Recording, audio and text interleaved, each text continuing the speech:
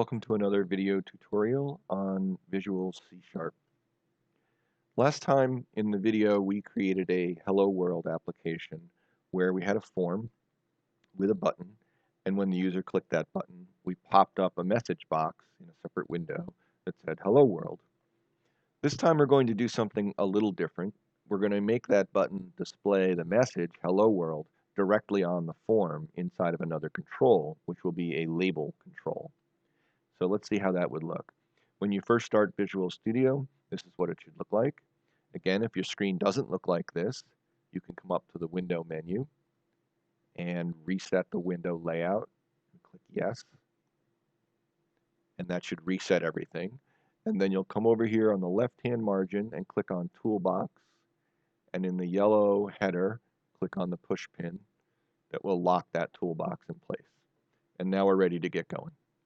So what we're going to do is say File, New Project. Over here, Visual C Sharp should be selected, and Windows Format should be selected over here.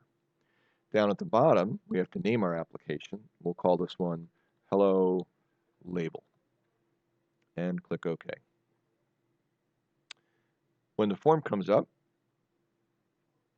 we're going to start the same way we did last time, over in the control window, the toolbox window over here.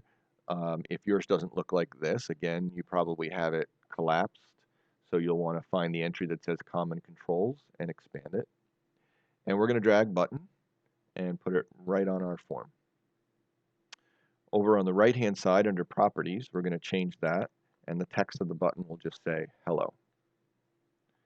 And up above, near the top, under Name, in parentheses, we're going to call this Hello Button. And hit Enter. And I'll resize it just a little bit so that the word fits better there. Now what we're going to do differently this time is drag in another control called a label. So I'm going to take label, I'm going to drag it over here onto my form, and we're going to make a few changes to it.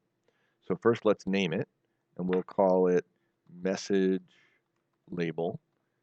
Again, we want initial caps on both of the words, so they're capitalized, and we want the type of the control to be in its name as well. So in this case it's a label, so we'll call this message label.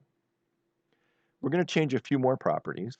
One of the other choices we have here is auto size, and that will force the label box to grow and shrink depending on what's in it. I actually want more control than that, so what we're going to do is change this to false. And now our label box has little control handles on it so that we can resize it as we want to and control how big it is on our form. If we go down a little bit further, there's another property called border style. It defaults to none. I'm going to use this little pull down over on the right and change it to say fixed single. And that will put a box around our label. In fact, if I click Start and run the application, you'll see that we have a label with a box around it. So we'll close that. The next thing we want to do is make our Hello button actually put text in this box for us. So first we're going to have to empty it. So let's come back down to where it says text, and we're just going to delete label 1 because that's not the message we want in our box. So now our box is empty. And as we did last time, we will double click on the Hello button, which brings us into our coding window, and you see Hello button underscore click. That's the click event when somebody clicks on the button. And last time in here we had messagebox.show. This time we're going to do something a little different. We're going to use that message label.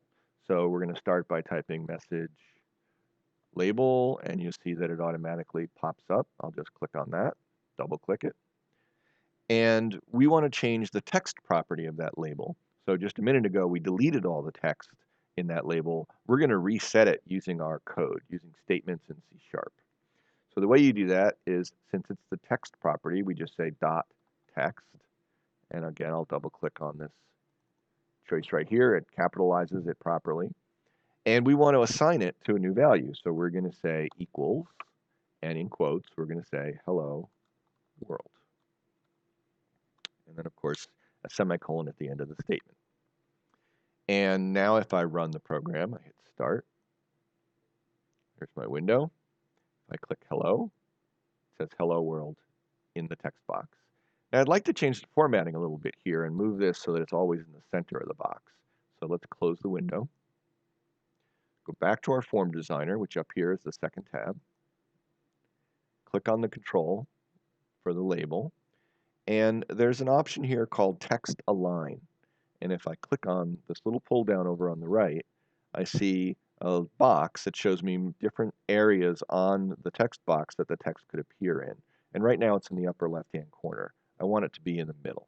So I'm going to click the middle box. And now my text will be centered in the middle. And if I run again, and I click hello, you can see the word shows right up there in the middle. So let's stop. We're going to now add a second button to this form, and I'll show you how two different buttons can control the same label field. So to do that, we drag another button in. We change its text, in this case, to say goodbye. We go back to the top. As we always do, we rename this to be, in this case, goodbye button. And then I'm just going to resize the button to look like the one to its left.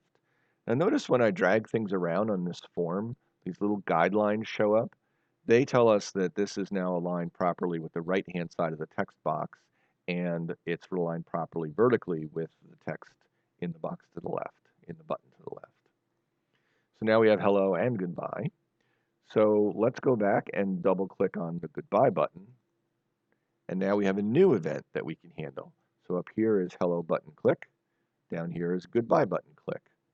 And we really want it to do the same thing that we did up above. So I'm going to copy this text and with Control C, and I'm going to paste it down here with Control V. And instead of hello world, it's going to say goodbye world. And that's all there is to it. When I run my program now, there's my two buttons. I click hello, it says hello world. I click goodbye, and it says goodbye world. It also looks like I need to make this button a little bit wider because it's cutting off the text.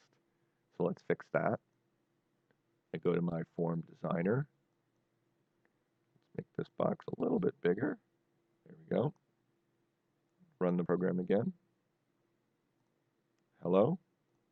Goodbye. I hope you enjoyed this tutorial. Thank you very much.